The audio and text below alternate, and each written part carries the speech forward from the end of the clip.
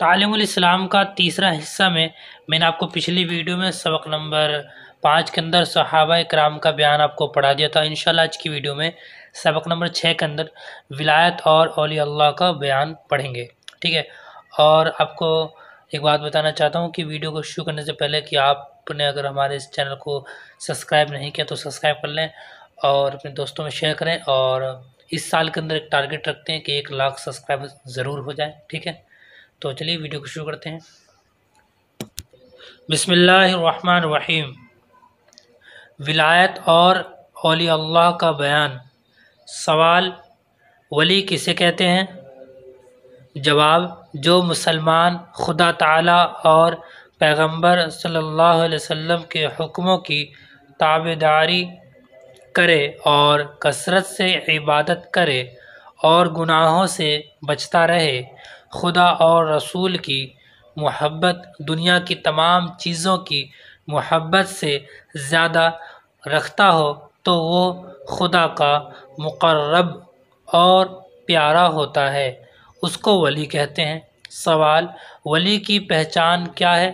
جواب: ولی کی پہچان یہی ہے کہ وہ مسلمان، متقی، پرہیزگار ہو، کثرت سے عبادت کرتا ہو، خدا اور رسول کی محبت اس پر غالب ہو، دنیا کی حرص نہ ہو، آخرت کا خیال ہر وقت پیش نظر رکھتا ہو۔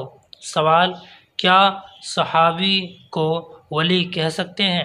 جواب: ہاں، تمام صحابی خدا کے ولی تھے، کیونکہ حضور رسول کریم صلی اللہ علیہ وسلم کی صحبت کی برکت سے ان کے دلوں میں خدا اور رسول کی محبت غالب تھی، دنیا سے محبت نہیں رکھتے تھے، کثرت سے عبادت کرتے تھے، گناہوں سے بچتے تھے، خدا اور رسول کے حکموں کی تابعداری کرتے تھے۔ سوال: کیا کوئی صحابی یا ولی کسی نبی کے برابر ہو سکتا ہے؟ جواب: ہرگز نہیں۔ صحابی یا ولی کتنا ہی بڑا درجہ رکھتا ہو، کسی نبی کے برابر نہیں ہو سکتا۔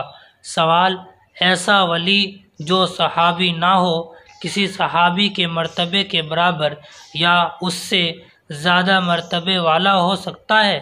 جواب: نہیں، صحابی ہونے کی فضیلت بہت بڑی ہے، اس لیے کوئی ولی جو صحابی نہ ہو مرتبے میں صحابی کے برابر یا بڑھ کر نہیں ہو سکتا۔ سوال: بعض لوگ خلاف شرع کام کرتے ہیں، مثلا نماز نہیں پڑھتے یا داڑھی منڈاتے ہیں اور لوگ انہیں ولی سمجھتے ہیں، تو ایسے لوگوں کو ولی سمجھنا کیسا ہے؟ جواب: بالکل غلط ہے۔ یاد رکھو کہ ایسا شخص جو شریعت کے خلاف کام کرتا ہو ہرگز ولی نہیں ہو سکتا۔ سوال: کیا کوئی ولی ایسے بھی ہوتے ہیں کہ شرعی احکام مثلا نماز، روزہ انہیں معاف ہو جائے؟ جواب: جب تک آدمی اپنے ہوش و حواس میں ہو اور اس کی طاقت اور استطاعت درست ہو، کوئی عبادت معاف نہیں ہوتی اور نہ کوئی گناہ کی بات اس کے لیے جائز ہوتی ہے۔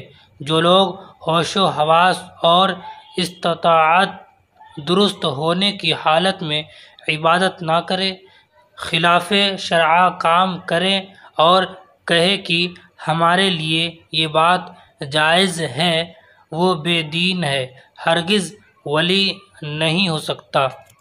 آپ یہ سبق نمبر 6 کے اندر ولایت اور اولیاء اللہ کا بیان پڑھ لیں گے، ٹھیک ہے۔ انشاءاللہ اگلی ویڈیو میں سبق نمبر 7 کے اندر معجزہ اور کرامت کا بیان پڑھیں گے، ٹھیک ہے۔ تو آپ ہمارے اس چینل کو کم سے کم 1 لاکھ سبسکرائب کروائیں اس سال کے اندر، دیکھتے ہیں ہوتے کہ نہیں ہوتے۔